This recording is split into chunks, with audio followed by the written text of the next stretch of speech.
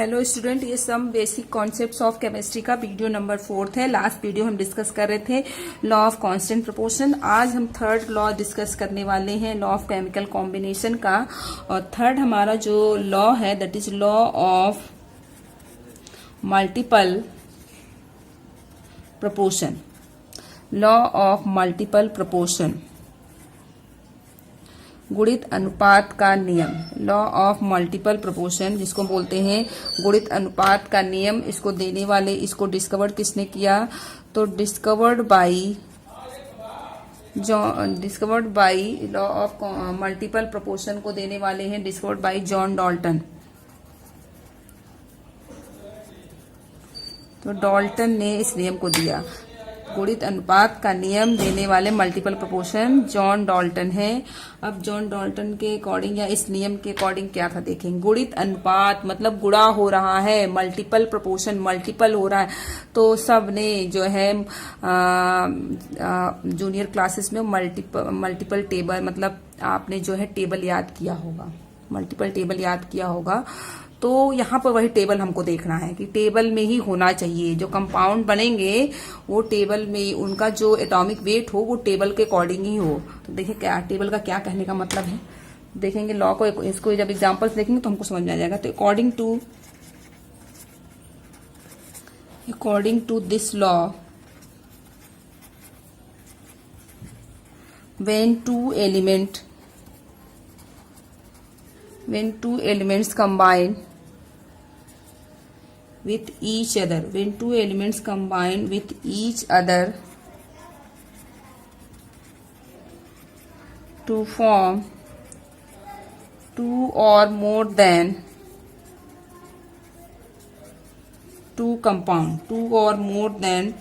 two compounds, the masses of one of the elements which combine with fixed mass of the other bear a simple whole number ratio to one another। एक दूसरे से simple whole number ratio में होते हैं। तो देखिए simply क्या कह रहा है कि multiple proportion, law of multiple proportion के अनुसार जब दो एलिमेंट्स आपस में कंबाइन करते हैं, मतलब दो एलिमेंट जब आपस में कंबाइन करेंगे, मिलते हैं, तो वो जो है फॉर्म करते हैं, वो दो या दो से अधिक कंपाउंड बनाते हैं। दो या दो से अधिक कंपाउंड, दो एलिमेंट जब आपस में कंबाइन करेंगे तो दो या दो से अधिक यौगिक, दो या दो से अधिक कंपाउंड बनाते हैं। क्लियर? जिसमें उसमें से एक एलिमेंट जो होगा, एक एलिमेंट का जो मास होगा, जो दो एलिमेंट कंबाइन कर रहे हैं उनमें से एक एलिमेंट का मास, एक तत्व का जो भिन्न भिन्न, मतलब उनका भार जो होगा, मास होगा, वो अलग अलग होगा। और एक दूसरे तत्व का भार जो होगा वो निश्चित होगा। और वो आपस में एक दूसरे के जो है रेशियो में, होल नंबर रेशियो में होते हैं। Combine with fixed mass of other bear a simple whole number ratio. तो सिंपली क्या कह रहा है, देखिए इसको फिर से समझेंगे कि मल्टीपल गुणित अनुपात के नियम के अनुसार जब दो एलिमेंट आपस में कंबाइन करते हैं तो दो या दो से अधिक यौगिक बनाते हैं। सिंपली पहले इसको समझिए कि दो एलिमेंट आपस में कंबाइन करेंगे तो दो यौगिक भी बना सकते हैं, दो से अधिक कंपाउंड भी बना सकते हैं। अब जो कंपाउंड बनेंगे या दो एलिमेंट आपस में कंबाइन कर रहे हैं, क्योंकि दो एलिमेंट कंबाइन किए और दो या दो से अधिक कंपाउंड बनाए। अब हमें देखना है कि ये एलिमेंट किस तरीके से कंबाइंड होंगे और किस तरीके का कंपाउंड बनाएंगे। तो जब दो एलिमेंट आपस में कंबाइन करते हैं तो उसमें से एक एलिमेंट का मास निश्चित होगा और दूसरे एलिमेंट का मास जो होगा वो अलग अलग होगा, भिन्न होगा, निश्चित नहीं होगा। और जो कंपाउंड बनेंगे उनमें, उनके मास में एक होल नंबर रेशियो होता है। जैसे एग्जाम्पल से इसको देखेंगे तो हमको बिल्कुल क्लियर समझ में आ जाएगा कि मैं कहना क्या चाह रही हूँ, गुणित अनुपात का नियम क्या कहना चाह रहा है या डाल्टन ने क्या कहा था इस नियम में। तो जैसे हमारे पास है दो एलिमेंट हम ले लेते हैं, कार्बन और ऑक्सीजन। दो एलिमेंट हमने ले लिया, पहले कार्बन एक हमारा है, दूसरा ऑक्सीजन। दो एलिमेंट हमने ले लिए, ये मान लीजिए carbon first element, oxygen second element. तो दो एलिमेंट हो गए कार्बन और ऑक्सीजन। जब ये कार्बन ऑक्सीजन आपस में कंबाइन करते हैं तो दो या दो से अधिक कंपाउंड बनाते हैं। जैसे तो कार्बन ऑक्सीजन जब कंबाइंड किए तो दो कंपाउंड बना दिए। कौन कौन से कंपाउंड? एक तो कार्बन डाइऑक्साइड बना दिया और दूसरा कार्बन मोनोऑक्साइड बनाया, तो दो कंपाउंड बनाया। अब ये जो दो कंपाउंड बनाया तो ये कह रहा है कि एक कंपाउंड इन दोनों एलिमेंट में से एक का एक जो है वो उसका मास निश्चित होगा और दूसरे का मास जो होगा, दूसरे एलिमेंट का मास भिन्न भिन्न होगा। कैसे होगा देखिए इसको। अब हम देखेंगे इस कार्बन डाइऑक्साइड में देखेंगे तो कार्बन का जो भार है, कार्बन का जो मास है वो कितना है? 12, क्योंकि इसमें एक ही कार्बन है तो 12 मास भार हो गया। ऑक्सीजन का कितना होता है? 16 एटॉमिक वेट, तो 16 इंटू 2, क्योंकि दो ऑक्सीजन है तो 32 हो गया। तो यहाँ पर कार्बन डाइऑक्साइड में जो रेशियो हुआ 12:32। आप कार्बन मोनोऑक्साइड में देखेंगे तो कार्बन मोनोऑक्साइड में कार्बन तो 12 है, ऑक्सीजन 16 है। तो देखिए क्या अंतर दिखाई दे रहा है इसमें, आप देखेंगे क्या अंतर दिखाई दे रहा है आपको। तो आप देख रहे हैं कि दोनों में 12 कॉमन है, लेकिन 32 और 16 अलग अलग है। ये अलग है, कहने का मतलब ये है कि दो एलिमेंट्स जब आपस में कंबाइन किए तो एक का मास निश्चित है। किसका मास निश्चित है? कार्बन का मास निश्चित है, ऑक्सीजन का मास बदल रहा है। लेकिन जो ऑक्सीजन का मास बदलेगा वो गुणे में होगा, मल्टीपल में होगा। कहने का मतलब जैसे अब ऑक्सीजन का भार कितना होता है, ऑक्सीजन का वेट कितना होता है? 16 होता है। तो अब 16 का टेबल हम पढ़ें तो 16 1 जा 16, 16 2 जा 32, 16 3 जा 48, 16 4 जा 64, तो 16 2 जा 32, तो 32 ही होगा, 33 नहीं होगा, 34 नहीं होगा, क्योंकि मल्टीपल गुणित अनुपात का नियम हम यहाँ पर पढ़ रहे हैं। तो यहाँ पर देखिए कार्बन 12 था, ऑक्सीजन 32 हो गया। यहाँ पर कार्बन 12 है, यहाँ पर 16, यानी कार्बन का वेट निश्चित है लेकिन ऑक्सीजन का वेट बदल रहा है। वो भी किस में बदल रहा है? मल्टीपल रेशियो में बदल रहा है, मल्टीपल प्रोपोर्शन में बदल रहा है।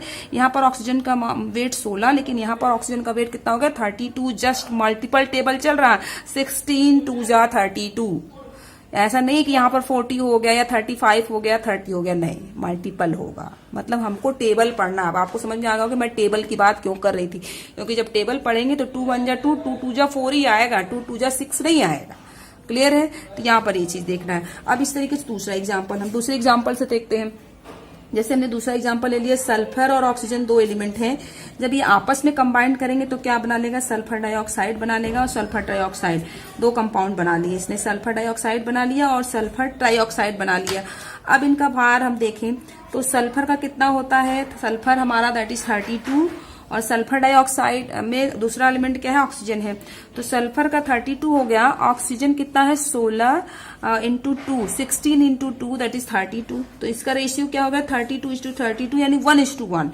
यहाँ पर देखें तो यहाँ पर सल्फर कितना हो गया? 32 हो गया, लेकिन ऑक्सीजन देखिए अब 16 था, 16 का टेबल 3 है, 16 को 3 से मल्टीप्लाई कर दिया तो 48 आ गया। अब देखिए यहाँ पर सल्फर का जो वेट है वो तो कांस्टेंट है, लेकिन ऑक्सीजन बदल रहा है। तो ऑक्सीजन यहाँ पर 32 था, यहाँ पर 48 था, बट टेबल चल रहा है। 16 1 जा 16, 16 2 जा 32, 16 3 जा 48, यहाँ पे 50 नहीं आया, 49 नहीं आया, 47 नहीं आया। क्लियर बात समझ में आ गई? तो कहने का मतलब जब दो एलिमेंट आपस में कंबाइन करेंगे, दो या दो से अधिक कंपाउंड बनाएंगे, लेकिन उस कंपाउंड में एक एलिमेंट का जो है एक एलिमेंट का मास निश्चित होगा, दूसरे एलिमेंट का मास बदलेगा और वो मास जो बदल रहा है वो मल्टीपल रेशियो में होगा। क्लियर है? जैसे हम और एग्जाम्पल ले सकते हैं इसमें। जैसे हमने एग्जाम्पल और ले लिया, नाइट्रोजन और ऑक्सीजन दो एलिमेंट हैं, जब ये आपस में कंबाइन करेंगे देखिए क्या क्या बनाएंगे, ढेर सारे कंपाउंड बनाएंगे। तो कौन कौन से बने? जैसे NO बना दिया, फिर उसके बाद NO2 बन गया, और इसके अलावा N2O बन गया। क्लियर है? और भी बनेंगे जैसे N2O4 और हो गया आपका N2O5। अब हम इन सबको देखेंगे, सबके भार को देखेंगे हम। नाइट्रोजन को देखिए, यहाँ पर नाइट्रोजन का कितना होता है? एटॉमिक वेट 14 होता है, तो 14:16 का, सॉरी ऑक्सीजन का 16, तो 14:16। यहाँ पर देखिए नाइट्रोजन कितना है? 14 हो गया, और यहाँ पर ऑक्सीजन कितना हो गया? 32 हो गया। तो आप इन दोनों को कंपेयर करें, यदि इन दोनों को कंपेयर कर देखेंगे, यहाँ पर नाइट्रोजन, यहाँ पर भी एक नाइट्रोजन, यहाँ पर भी एक नाइट्रोजन, इसको देखने से समझ में आ रहा है कि हाँ नाइट्रोजन का जो वेट होगा वो स्थिर होगा, और ऑक्सीजन यहाँ पर एक था, यहाँ पर दो, यानी ऑक्सीजन का वेट स्थिर नहीं होगा, वो बल्कि डिफरेंट होगा। तो यहाँ पर 14, लेकिन यहाँ पर 16 इंटू 32 हो गया, चेंज हो गया। अब यहाँ पर देखिए इस तरीके से नाइट्रोजन का 14 इंटू 2 दैट इज 28, और यहाँ पर ऑक्सीजन कितना हो गया, 16 हो गया। इसी तरीके से यहाँ पर इसको देखेंगे तो नाइट्रोजन यहाँ पर 28 हो जाएगा, और 16 इंटू 4, तो यहाँ पर कितना हो जाएगा, 64 हो जाएगा इसका रेशियो। यहाँ पर नाइट्रोजन कितना हो गया, 28 हो गया, और यहाँ पर ऑक्सीजन कितना हो जाएगा, 80 हो जाएगा। तो आप इन तीनों को देखें तो यहाँ पर देखेंगे नाइट्रोजन का वेट स्थिर है और ऑक्सीजन बदल रहा है। यहाँ पर 16 था, यहाँ पर 64 हो गया, यहाँ पर 80 हो गया, टेबल चल रहा है। 16 इन 1 जा 16, 16 2 जा 32, 16 3 जा 48, तो 16 4 जा 64, 16 5 जा 80। क्लियर? तो ये हो गया। अब मेरे ख्याल से आपको समझ में आ गया होगा कि लॉ ऑफ मल्टीपल प्रोपोर्शन या गुणित अनुपात का नियम क्या कहता है। अब हम चौथे नियम की तरफ बढ़ेंगे। फोर्थ है हमारा, that is law of reciprocal. Law of reciprocal proportion. Law of reciprocal proportion, या इसे कहते हैं व्युत्क्रम अनुपात का नियम। तो व्युत्क्रम अनुपात का नियम क्या कहता है, इसको किसने दिया था, तो प्रपोज्ड बाय रिक्टर। तो देने वाले हैं इसको law of reciprocal proportion, reciprocal उल्टा यानी व्युत्क्रम अनुपात का नियम। तो व्युत्क्रम अनुपात का नियम देने वाले कौन थे, रिक्टर। अब इस नियम के अकॉर्डिंग क्या था, देखिए according to this law,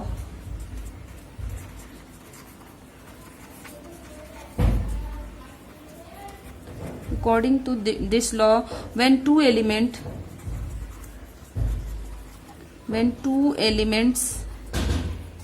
combine, देखिए यहाँ पर भी दो elements, when two elements combine, और थोड़ा सा अलग है, combine separately with third element. तो क्या कह रहा है कि इस लॉ के अकॉर्डिंग क्या होता है, इस लॉ के अनुसार जब दो एलिमेंट्स आपस में दो एलिमेंट्स जब कंबाइन करते हैं, टू एलिमेंट्स कंबाइन अलग अलग, दो एलिमेंट्स जब अलग अलग कंबाइन करते हैं separately with fixed mass of third element. यहां पर दो नहीं बल्कि तीन एलिमेंट है हमारे पास, third element, then the ratio of their masses in which they do so is either same or some whole number multiple of the ratio।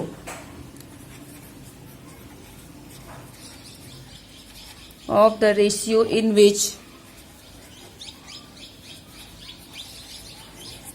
they combine with each other। देखिए क्या कह रहा है, सिंपली आप इसको देखेंगे, व्युत्क्रम अनुपात के नियम, इसको समझने की कोशिश करेंगे क्या कह रहा है व्युत्क्रम अनुपात का नियम, या इस पे रिक्टर ने क्या कहा था। तो इस नियम के अनुसार जब दो तत्व आपस में कंबाइन, दो तत्व, यहाँ पर तीन हमारे पास एलिमेंट हैं, ए, मान लिया तीन एलिमेंट कौन कौन से, ए, बी और सी। तो जब दो एलिमेंट जो है ए और बी अलग अलग तीसरे तीसरे एलिमेंट से सी से एक निश्चित भार में जब आप मिलते हैं, उनसे रिएक्ट करते हैं, तो उसी भार अनुपात में जो है, या उस भार अनुपात के अनुसार एक सरल गुणक या सरल भिन्न में ये दोनों तत्व ए और बी भी आपस में संयोग करते हैं। According to this law, two elements combine separately, दो एलिमेंट अलग अलग एक निश्चित मास में थर्ड एलिमेंट से कंबाइन करते हैं, जिस रेशियो में, ठीक है, जैसे ए बी और सी है, ए सी से और बी सी से जिस रेशियो में कंबाइन करता है, उसी फिक्स्ड रेशियो में ए बी आपस में कंबाइन करते हैं, that is law of reciprocal proportion. और कुछ नहीं है, सिंपली देखिए क्या कह रही हूं मैं, एग्जाम्पल से इसको देखेंगे तो समझ में आ जाएगा।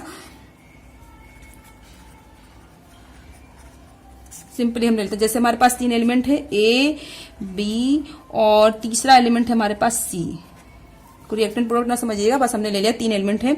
ये फर्स्ट एलिमेंट हो गया, ये सेकंड एलिमेंट हो गया, ये थर्ड एलिमेंट। तो रेसिप्रोकल प्रोपोर्शन क्या कह रहा है, व्युत्क्रम अनुपात का नियम क्या कहता है कि ए फर्स्ट एलिमेंट, पहला एलिमेंट दूसरा एलिमेंट तीसरे एलिमेंट से अलग अलग पृथक पृथक जो है अलग अलग कंबाइन करते हैं, जिस फिक्स्ड मास में, उसी फिक्स्ड मास में ए बी भी आपस में कंबाइन करते हैं।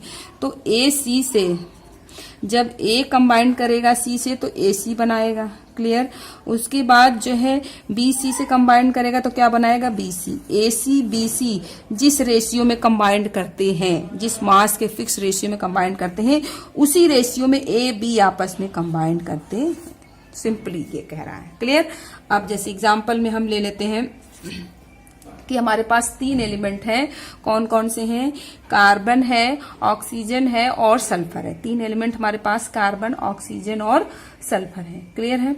तो देखिए 3 एलिमेंट हो गए हमारे पास, कार्बन, सल्फर और ऑक्सीजन। कार्बन को मान लिया first element, sulphur second element और ऑक्सीजन हमारा हो गया थर्ड एलिमेंट हो गया। तो 3 एलिमेंट हो गया, यानी ए बी और सी हो गए। अब इसको ड्रॉ करें हम, देखिए कार्बन, सल्फर, ऑक्सीजन। तो कार्बन ऑक्सीजन से कंबाइन करेगा तो कार्बन डाइऑक्साइड बना लेगा, सल्फर ऑक्सीजन से कंबाइन करेगा तो सल्फर डाइऑक्साइड बना लेगा, कार्बन सल्फर आपस में कंबाइन करेंगे तो कार्बन डाइसल्फाइड बना लेंगे। तो अब इनका हम मास रेशियो देखेंगे। तो कार्बन डाइऑक्साइड का मास रेशियो देखिए, तो कार्बन का 12 हो गया, ऑक्सीजन का कितना हो जाएगा भाई, 16 इंटू 2 32 हो गया। सल्फर डाइऑक्साइड देखिए, तो सल्फर का 32, ऑक्सीजन का भी 32 हो गया, 32:32। उसी तरीके से CS2 देखेंगे तो कार्बन का 12 हो गया, सल्फर का आपका 64 हो गया। उसी मास रेशियो में कंबाइन करेंगे, इनका मास रेशियो चेंज नहीं होता है। तो सीधे जा करके फिर उल्टा चलना, यही क्या कहलाता है, व्युत्क्रम अनुपात का नियम। तो यहाँ कहने का मतलब ये है कि जो गुणित अनुपात का नियम था, वहां पर 2 एलिमेंट आपस में कंबाइन करके ढेर सारे कंपाउंड बना रहे थे, क्लियर, गुणे के रेशियो में। और व्युत्क्रम अनुपात के नियम में 2 एलिमेंट तीसरे एलिमेंट से कंबाइन, यहाँ पे 3 एलिमेंट है, 2 नहीं है, 3 एलिमेंट है।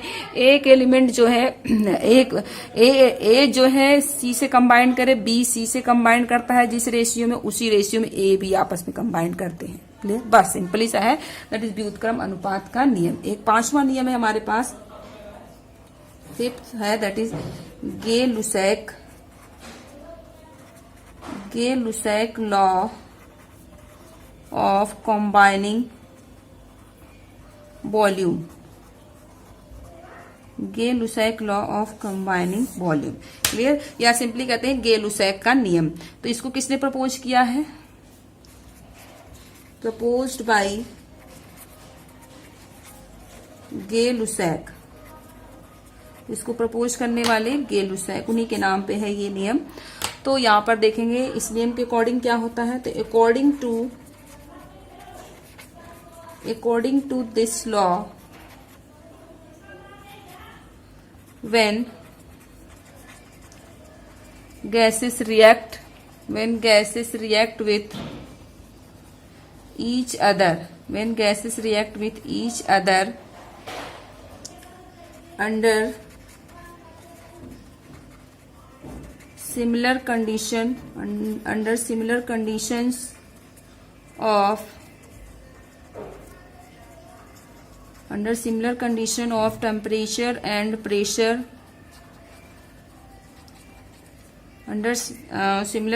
of temperature and pressure, their volumes which bear simple whole number ratio to one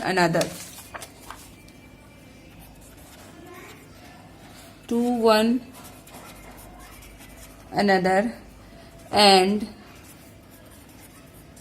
to the volume of product। तो देखने में तो बड़ा टफ लग रहा होगा, लेकिन इसको मैं डिफाइन कर रही हूँ तो आपको बिल्कुल समझ में आ जाएगा क्या कह रहा है। गेलुसैक का नियम क्या कहता है कि इस नियम के अनुसार जब गैस आपस में कंबाइन करती हैं, कब?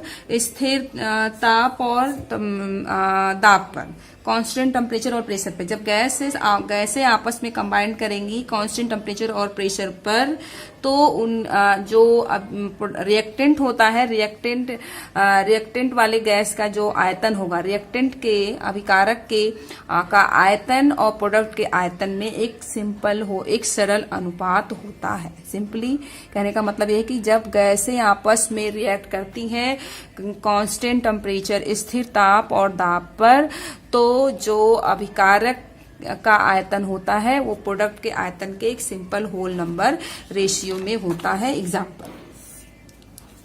एग्जाम्पल देखिए, इसका एक होल नंबर, जैसे हाइड्रोजन और क्लोरीन आपस में कंबाइन करेंगे तो हाइड्रोक्लोरिक अम्ल HCl, तो इसका ये 1 हो गया, 1 मोल हो गया, ये भी 1 मोल हो गया, ये 2 मोल हो गया। तो इनका रेशियो क्या हो जाएगा? 1:1:2। तो सिंपल होल नंबर रेशियो होता है। ये गेलुसैक का नियम कि जब गैस आपस में कंबाइन करते हैं कांस्टेंट टेम्परेचर और प्रेशर पर, तो उनके रिएक्टेंट और प्रोडक्ट के आयतन में एक सिंपल होल नंबर रेशियो होता है।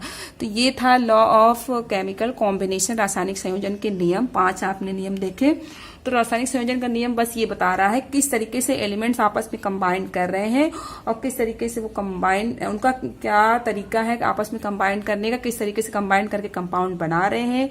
और मतलब इस नियम में ये भी बताया गया कि हाँ भाई, एक कंपाउंड का जो फॉर्मूला होगा वो निश्चित और स्थिर होगा और निश्चित प्रकार के तत्वों से मिलकर के बना होगा और उसका मास फिक्स होगा, मास चेंज नहीं होता। कहने का मतलब कि वाटर का फॉर्मूला आप चाहे जितनी बार याद करें, जितनी बार भी पूछा जाए तो आप H2O ही बोलेंगे। यदि फॉर्मूला चेंज होगा तो कंपाउंड भी चेंज हो जाता है। क्लियर है? तो इस नियम में यही बताया गया है, इन सारे नियम में यही बताया गया सबको मिला करके कि हाँ किस तरीके से एलिमेंट्स आपस में कंबाइन कर रहे हैं और किस तरीके से कंबाइन करके वो डिफरेंट टाइप के कंपाउंड्स का निर्माण करते हैं। क्लियर? अगला टॉपिक है that is Dalton's atomic theory. Dalton's atomic theory. Dalton atomic theory, Dalton का परमाणु सिद्धांत, डाल्टन एटॉमिक थ्योरी, इसको हम नेक्स्ट वीडियो में डिस्कस करेंगे।